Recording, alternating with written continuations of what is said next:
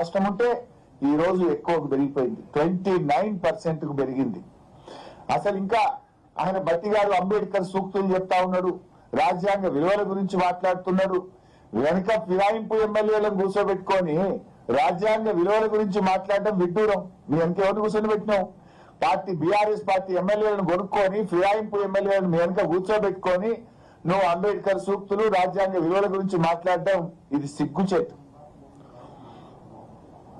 అసలు బీఆర్ఎస్ 10 ఏళ్ల కాలంలో, మా 10 ఏళ్ల పాలనలో బూడిద నుంచి ఫీనిక్స్ పక్షిలాగా ఈ రాష్ట్రాన్ని ఎగిరింపజేసింది బీఆర్ఎస్.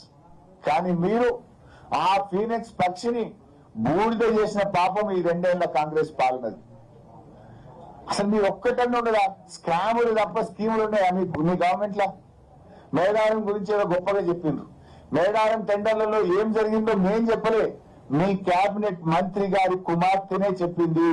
ఆ టెండర్ మాకు దక్కిందని కోపంతో టెండర్ ను రద్దు చేశారు. ఆ టెండర్ ను ఆర్ఎన్బి శాఖకి ఇచ్చి పొంగిలేటి గారు దక్కించుకున్నారు అని మీ కేబినెట్ మంత్రి బిడ్డే చెప్పింది కదా. మేడారం గురించి చెప్తున్నారు, నాసి రకం పనులతో 4 రోజులకే మేడారం పనులు నేలపాలైనాయి. మేడారం పనుల మీద స్కామ్ జరిగింది. టెండర్ల మీద ఉన్న ప్రేమ మీకు పనుల మీద లేకుండా పోయింది. ఇలా గురుకులాల్లో తిండి పెట్టే దిక్కులేదు కానీ ఈయనేదో అంతర్జాతీయ ప్రమాణాలు, ఆ స్కూల్ పెడతా ఈ స్కూల్ పెడతా అని మాట్లాడుతుండ్రు. మీ పాలనలో 160 మంది పసిపిల్లలు, గురుకుల పిల్లలు ఇవాళ చనిపోయినటువంటి పరిస్థితి. తిండి సరిగా పెట్టక పిల్లలు, బుక్కులు పెట్టి చదువుకోవాల్సిన పిల్లలు రోడ్ల మీదకి వచ్చి ధర్నాలు చేస్తున్నటువంటి పరిస్థితి. గురుకుల పిల్లలకు కడుపు నిండి అన్నం పెట్టలేని నువ్వు ఏదో ఇంటర్నేషనల్ స్కూళ్లు నేను విద్యను ఉద్ధరించిన అని చెప్పి ఇవాళ బడ్జెట్ లో చెప్పేటట్టు ప్రయత్నం చేసిండ్రు. సరిగా పెట్టుబడులు అయితే మళ్ళీ గవే కట్టుకథలు.